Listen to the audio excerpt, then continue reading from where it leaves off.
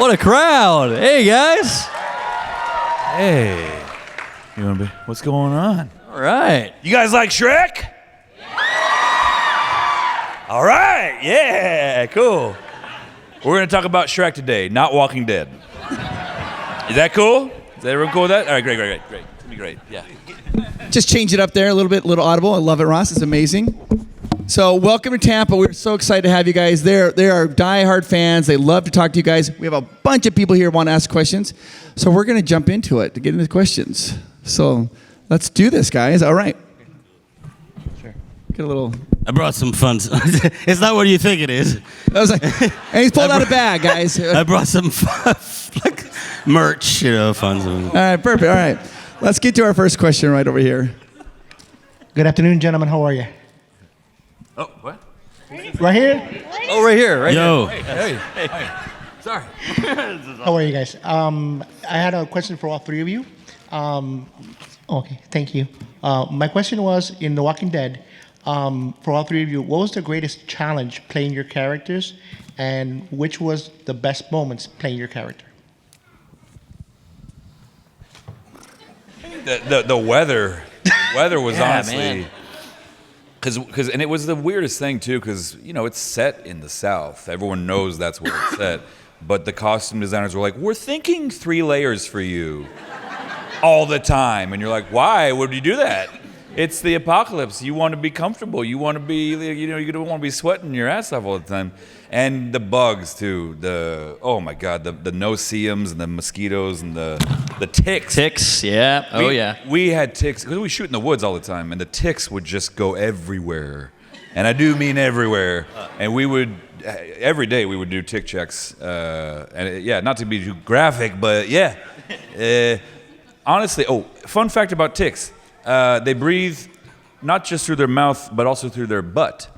So if you see one going in, this is fun. I was a Boy Scout, so you have to learn this stuff. You put Vaseline on their butt if they're not fully submerged in your skin, and they can't breathe, and they start backing out. And that's when you get a credit card or a playing card, and you flick them out, and then you cauterize it with a lighter. You burn it off. So, yeah, fun stuff. All right, cool. Yeah. Georgia. Georgia. We always love it when we start the panels off with TikTok. It's always like Oh, snap. Nice. Yeah. Thank you, guys. We'll go. Oh, yeah. Yeah, oh man. I mean, yeah, it was some long days and really hot long days and really long days. it was yeah. Luckily, because I was under 18 for the majority of my time on the show, I didn't have to be there for as long as you guys. 10 or 12 hours? It was 9.5 hours was the most I could work, and then when I turned 16, it was 10.5. And yeah, so I got to clock out early. It was great. Although other actors would be stoked when they'd see me in scenes with them, because then they know that production has to get it done really fast because I got to get out, So they'd be like, "Great, easy, yeah." No, but it was honestly, it was such a blast. Everyone on that show was the crew showed up every day, putting in 100% of time and energy, no matter the amount of 5 a.m. call times we had or 2 a.m. wrap times that we had on Fridays. They put in the work every single day, and they were just so incredible. And it just inspired us as the cast to bring it just as much every day. So it was hard to find things to hate about that set, to not like. I'll just say something real quick. We just found out, we were hanging out the other night, I met him almost exactly 10 years ago. Whoa. It was August 29th, 2014, when my first day on set, and it was the big barn episode, and I was like, I don't know these people, but I've been watching them for years, and he was so sweet. He and Andy, were just so welcoming, and my fear just kind of, I appreciate that, man. It was funny, before Ross came on to the show, we found his YouTube channel. Oh. And he had done impressions of us. Oh wow. Yeah. And so I remember we were at lunch and we had his YouTube pulled up, and we saw your Daryl impression, your Rick impression. And we were like, dude, this guy does Rick better than Andy does. Like, wait a minute. What do you mean by that? What do you mean? I don't know what you mean by that. Yeah, all right. Yeah. No, but it was so great. So yeah, it was fun. It's amazing. Hey, here, you get one of these, man. And come to the table and I'll sign it for free. That's right.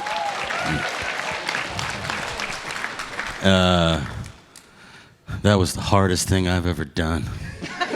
Let me think here. The hardest thing on the show. Right, it was, I was like, yes, he's a school teacher and I want to have a blazer with patches on the elbows. And then it was just all middle of summer. But it was nice in the winter, though. That jacket was nice in the winter. What was hard? I was scared shitless of riding a horse. What'd you say? You said Ryan Hurst? No. He said, no, a horse. Riding a horse. I think he said Ryan Hurst. No. Ryan Hurst, he's a lovely man. No, I was scared of riding a horse because the first time I was put on a horse, I was like a toddler at like a circus, and they put me on a horse, and I couldn't stop sneezing, and I was just like, I was having a hard time on that horse and just crying, and then that's what I imagined that was gonna be like when I got back on the horse again, and then I was fine. The guy, they had a great team, and the guy who put me on the horse was just like Tommy, yeah, and he was just like. Yeah, the main trick is just to match the energy of the horse. And I was just like, suddenly I was like, I'm an avatar. You know, I was like, let me hook my braid into, and then, yeah, so that was the coolest and the hardest, but it turned out to be this amazing meditative thing, so, yeah. Face your fears. Excellent, thank you. All right, next question.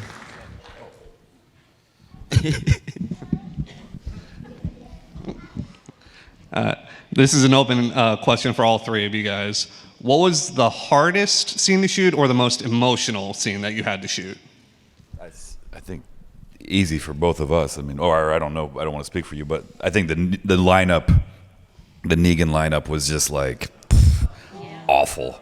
I mean, it was combined from season 6 to season 7, both those episodes back to back. I mean, there was like a 5-month gap in between of shooting, of course, but I think we probably shot for 10 days altogether on both. It felt like it just never ended. Yeah. Because we shot at the end of November that for at least like 4 days, that first half of the sequence, and then the whole rest of it. But it was the whole episode. Now we were on our knees, and man, like those knee pads, like got some work done out of that one because it was long, really. Also, long day. just summoning tears over and over again. It's pretty hard. Like your face just kind of dries up at a certain point. You're like, I can't keep pretending. You know, like you try to think about sad shit. You're like, my dog died, or like, you know, other bad things, and you know, you're bringing these tears. But after a while, you're like, I can't do it anymore. I'm sorry. You know. So you kind of just have to hide your head and pray that the camera wasn't looking at you at that time. Like, I'm super sad, but I'm spent. But yeah, that was tough. Yeah. It was hard because your body doesn't know that it's fake. Right. Either. That's the thing about acting with highly emotional stuff. It's like, yeah, your brain does, but your body doesn't. Like, no matter what you put it through. And we lost 2 of our favorite cast members too. Like, it was in one fell swoop. We lost Glenn and Abraham, like 2 of the best characters on the show and some of the best guys to work with. And yeah, it sucked. It sucked. Yeah, for me, it was when Lori died, Sarah Wayne Callies. Yeah, because that sequence was like.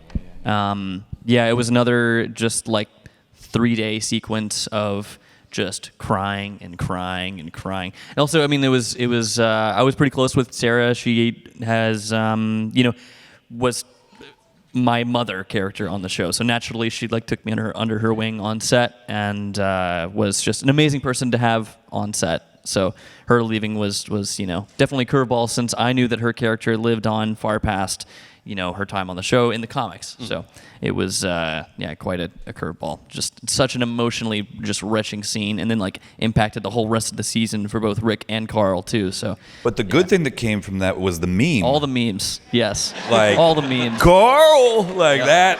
Oh God, that meme. We must have shared that so many yeah. damn times. Oh God. Oh yeah. That was you became you're still like one of Yes. the most popular memes of all time. Like that's amazing. It is. It That's is. pretty amazing. I'll just never escape it. I know. That's the thing. I'm just gonna be hearing Coral for like. I was the gonna rest say, of my life. do people just shout that Yes. all the? Oh, Yes. Coral, There it is. There. Yeah. Just get it out of your system. Just get it out. Yeah. Yeah. Coral. Oh yeah. Thank you. Thank you. Yes. Great. But also, for you, Chandler, do you just hate chocolate pudding now? I get that question a lot, but it's like we didn't think that it was gonna be some like iconic scene. It was just you just do the scene and then you just move on to the next scene. That's kind of it. And it's like eating pudding for one time, one day, 10 years ago, and no one ever forgets it. That is what it's. It was just equated the to. size of the. It was like a Yes, pint. yes. It was like a pint or like a paint jar of pudding. It Yeah. was so big. Yeah, I don't know how Such a big- props sourced that. Amazing. Was All it right. good? Was it tasty? Fine, it was like Costco pudding. Yeah. I love Costco. Costco. Yeah. Yeah, can't go wrong with Costco. What was yours? Wait, what? What was the question? Saddest, hardest scene. challenging, like hardest on me. You got to talking about pudding. Let me think here. Let me think. Oh, what was really? Oh my God. I mean, yeah. So I die. Spoilers. I die in the last episode. So I was just. Everyone's like, "Oh shit! I didn't see it." No. So that was tough. That was like, it was just like, damn. I was right at the finish line, and then, but then, oh my God, just the scene itself. Just from my POV, I wish I had a camera looking up and just watching all the teardrops hit the and stuff that was coming out of these beautiful ladies. It was like I was just like, man, they really should have done that shot. But yeah, that was that. There was like, it was sad. There wasn't a lot of acting involved there. I was just like, I'm sad. So that was my answer. That was you. All right, man, we did it. All right, my question is for all three of you guys. I don't know if you guys heard about the conspiracy theories of how the zombie apocalypse started in the Walking Dead universe, but who do you think started the apocalypse, aliens or Walter White? This is the blue meth theory, right? Yes. So, do y'all know about this? Like, Merle finds meth in the car or something like that. Like, it's in the glove compartment. Merle's met. Yeah. Yeah. That's what it is. And it's blue meth. Season 1. Yeah. And they suppose that could be the reason why everyone mutates and turns into zombies, which is a great theory, actually. Whoa. I still think it's aliens, though. I think it's aliens. I But stand by that. then it would be connected to the spice in Dune.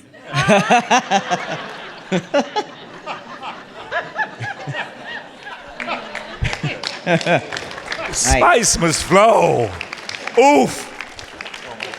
It's blue. And then the blue milk in Star Wars.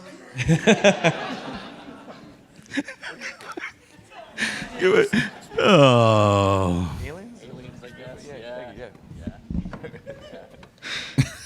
Hi. Hello. I was wondering what y'all's favorite scene to film The Walking Dead was, and favorite character, other than yours. Favorite scene to film and favorite character other than yours. Oh, yeah. Michonne is my favorite character, for sure, hands down. Yeah, give it up for Denai. She's great. Favorite scene is for me getting to film was when Carl's eye got shot out, which was so cool because it was like such a big deal in the comics. Did not end up being as big of a deal in the show, but like long-term effects, But in the comics, it was like memory loss. He had to like relearn that his mom died, and like all sorts of like crazy stuff. So. I was like so stoked for it to happen. And when we were doing the scene, we had the comic book there, and we were like lining it up with the frame of the shot, and it was so cool. I was so stoked. But what I didn't realize is how awful the next 2-3 years of my life were going to be. Wearing that eye patch that you have on right now, by the way. He was bumping into shit left and right. It was like, hell, Chandler. Some of the vendor stands earlier. Yeah, I had to relearn like holding a weapon with my other hand, and it was no depth perception, and like you haven't understood fear until you're in the middle of a scene and you just hear like a wasp like buzzing around on the other side, and you can't break character, and then even if it flies into your field of view, you can't see how far away it is. You can't break because they're on film, they're shooting on film, and every shot is like worth like $10,000. Yeah, so yeah. But still, that scene was my favorite. It was awesome. Yeah, I like that scene a lot too.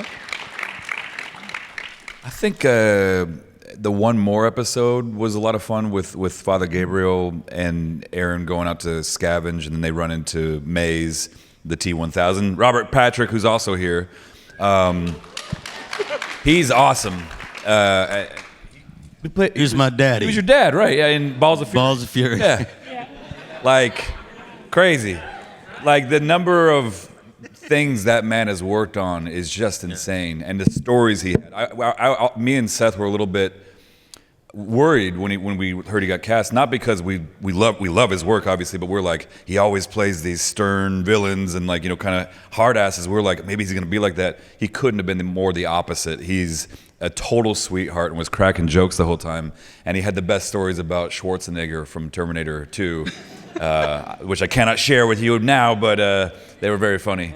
And if you get a chance, talk to Robert, go to his table, and he'll probably tell you some. But that was probably the most fun, for no other reason also than it was the first episode we'd done after COVID. So we were told after season 10 we might not come back to the show because it ended on a good enough resolution with the Whisperer War that we're like, the producers were like, we don't know if we're going to be able to come back to this, so the show might be done. And I was like, oh crap, I have no more money, and I take care of my family. I'm like, oh no. And so we were just really grateful to get back to work. I think all of us were, obviously, like, get back to work and get back to life as it once was. So that was a really nice episode for that, yeah. And my favorite other character would probably be Abraham. Oh, yeah, shit, man. I love him. Were you going to say that? Okay. You both stole mine. Oh, damn it. I know there's a lot of other characters. Oh, wow. No, yeah, I love the comic book. So I got to have, and Michonne, for some reason in the comic book, that's just like so badass. Just 2 katanas on her back, and she's, walking the walkers like dogs on leashes, and just like sums up that universe for me so well, like that. And so season 9, if you watch our introduction to the crew there, it's Michonne. The gates open, we're all lined up. Magnus' crew is lined up, and there's Michonne on the horse. And the direction is just act, she's very, stern, just act like she's a general.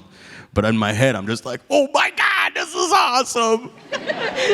And so she's right there, staring us down, and I couldn't look at her because I was just smiling my brains out. And then Abraham, loved him in the comics, and then we got to work. I didn't get to work with him on the show, but we got to work with Cudlitz as a director in some of my favorite episodes. So that was awesome. That was a situation where it's good to meet your heroes. You want this? Sure. Thank y'all. Thank you.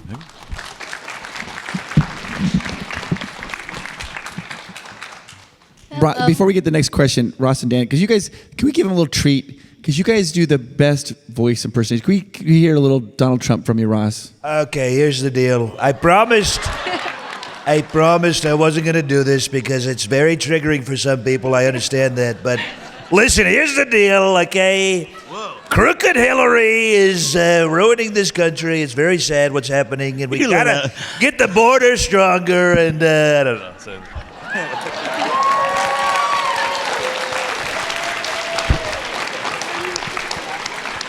Do you want to do Christopher Walken again? We'd love it. Yeah, it's worth it. Yes. Or your Michael J. Fox. No, Walken, man, I did. Who's seen Balls of Fury? Yeah. So I got to hang out with Walken a lot. What story can I tell here that isn't R-rated? No. Okay, so here this is crazy. So I'm telling the damn. No, I'm telling a PG one. So, but it's insane. So I'm standing there. If you've seen the movie, I'm wearing. I'm looking. So I'm in between shots, and I'm looking into a koi pond. And I got short shorts on, and a rhinestone jacket, and I got like my hair is crazy. And I'm just like looking at my reflection and just being like, did I make the right decision here? And then Walken walks up and he goes, "Hey Dan, I've been watching the Discovery Channel quite a bit. You know what you and I have in common?" And I go, "Oh my God, what? What does Chris Walken and I have in common?" He goes, "Dan, 1 billion heartbeats." He goes, "It doesn't matter, Dan, if you're a koi swimming in the pond, or a gnat flying through the air, or a monkey in a tree. God only doles out 1 billion heartbeats." And then he fucking walks away. And I'm just standing there, looking at the koi. But I'm just like you. Amazing. Did I give you one of these? Oh, yet? she hasn't asked yet. You want this? All right. Wait, did I give you this already? No. Okay, I have no short term. I am like a koi. Here you go. Enjoy. No. You never heard that one? Oh, yeah, because that's PG, that's why. Okay, so out of all the seasons you guys acted in, which season or seasons were your favorite and why? I think it's 4 for me. Season 4, man. We had some awesome new cast members come in, you know, and one of the coolest for me, because I was like 13 or 14, we had the guy who voiced Phineas in Phineas and Ferb, Vincent Martella. Yes, in season 4. He was Beth's love interest, right? I think so. He was only in like 1 or 2 episodes. He was the first one to get the swine flu, and so in season 4. But we had just him and like some other awesome cast members throughout the whole season, and that pudding episode, you know, that, yes, and yeah, just an awesome, like, at least for my character, it was a full, cool, complete arc from start to finish of just like big leaps in character growth, which was so much fun to do as an actor at 14, nonetheless. You know, to get to do something like that was just a dream come true. It was awesome. I selfishly season 4 was my favorite season to watch. I think that was the episode. That was the season with the Grove, Look at the Flowers episode, like that. The governor season, and everything. Exactly, the governor coming back. It was perfect because it was focusing on just a few characters at a time, as opposed to doing what we normally do from season 5 onwards, which is like 25 people in a scene, and you maybe have 1 or 2 lines, and that's about it. I feel like the show was always best when it was just focusing on a few people at a time. So I would say season 6 was a lot of fun, but that was a great season building up to the Saviors. But I think for me personally, I liked the later seasons because I loved playing Dark Aaron. Nice guy Aaron kind of got on my nerves after a while. I was like, he's too nice. He gets beat up by everybody, and he's still just like, it's okay, you can punch me. I'm like, no. Like, at a certain point, I don't care how nice you are, you're going to lose your shit, and you're going to snap, you know? And so when season 9 came around and they cut my arm off, I was like, oh, great, I can go dark now. And that's what happened. So, yeah. Nice. Season 10, I was on 9, 10, 11, and season 10 was my favorite because they gave me that amazing weapon, the motorcycle mace. Oh my God, it was like all these motorcycle gears made into a mace. Holy sh! And that's like one of the reasons I got I wanted to get on the show was to smash zombie heads. And that was and so remember that time that they're all on, they're on the wire. They're stuck on the electric wire, right? And the horde is coming, and they're just there. It was like a smorgasbord. We were like, yay! This whack-a-mole, you know. That was really fun. That was my favorite. Yeah, it's pretty sadistic, I guess. I just wanted to ask, at the end, whenever somebody dies out or something like that, do the cast throw a big party for everybody or something like that, or what do y'all do?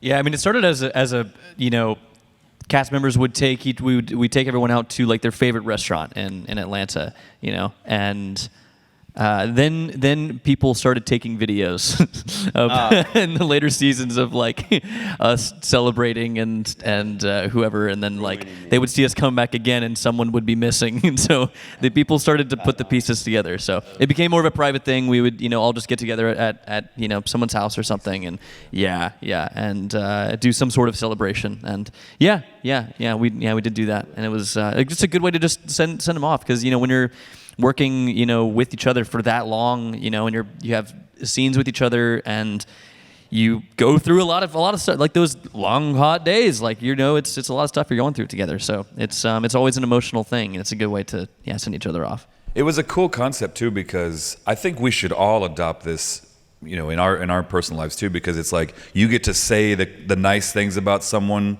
while they're still with us. Yeah.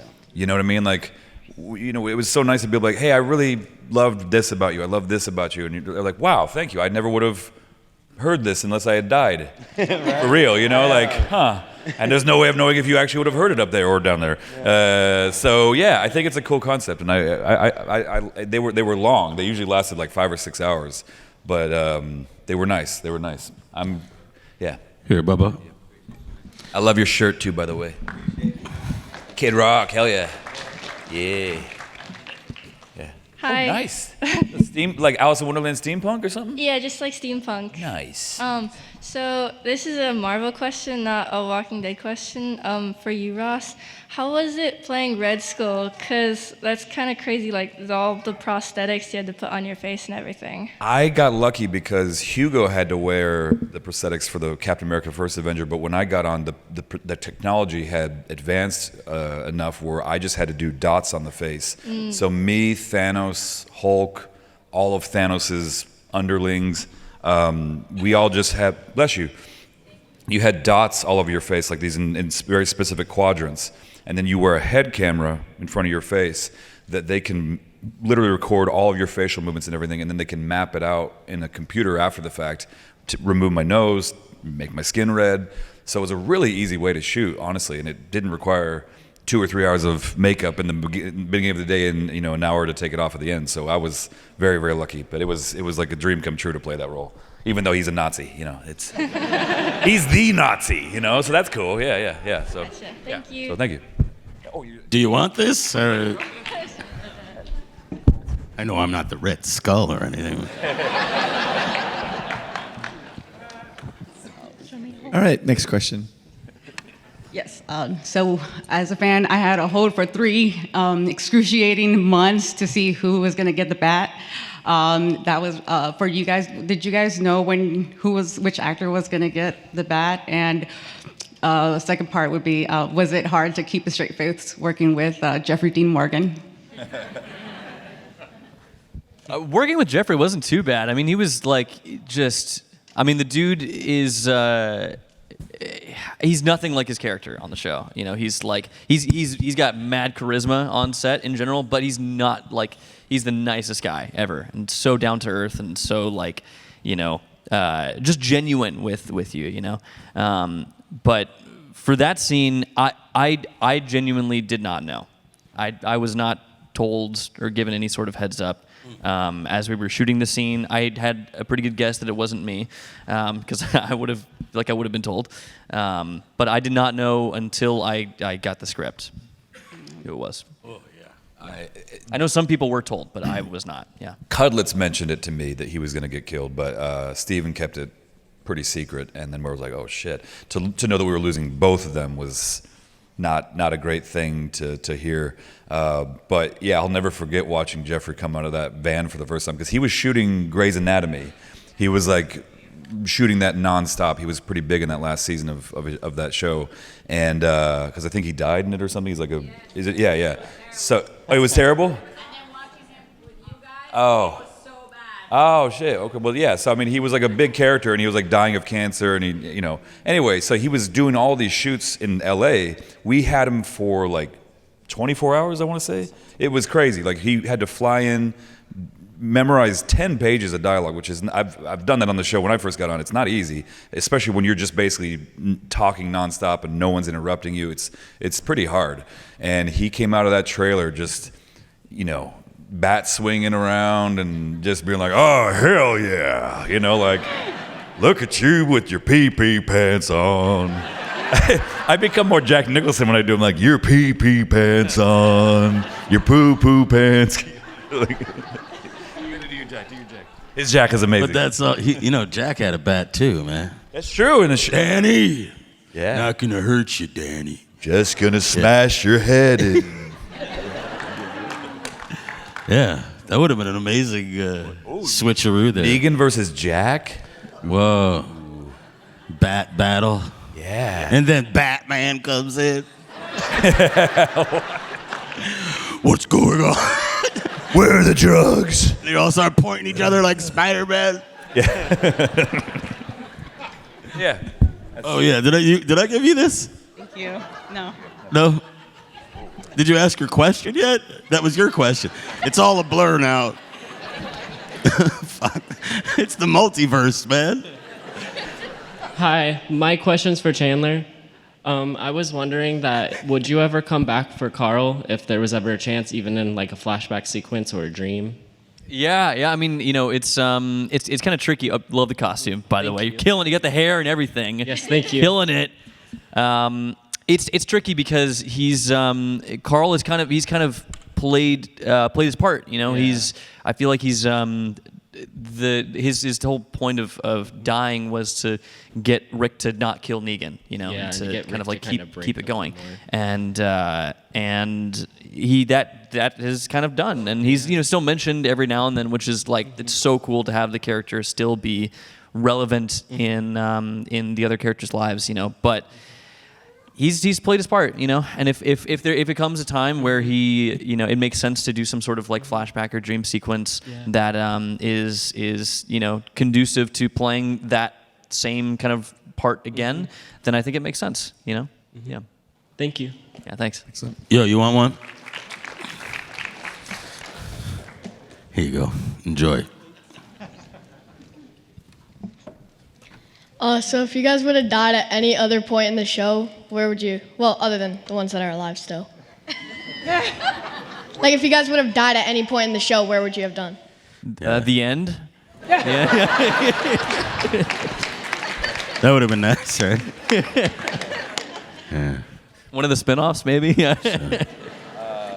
That's my answer too. All right. Yeah. The spin-offs. Wait, yeah, okay, yeah.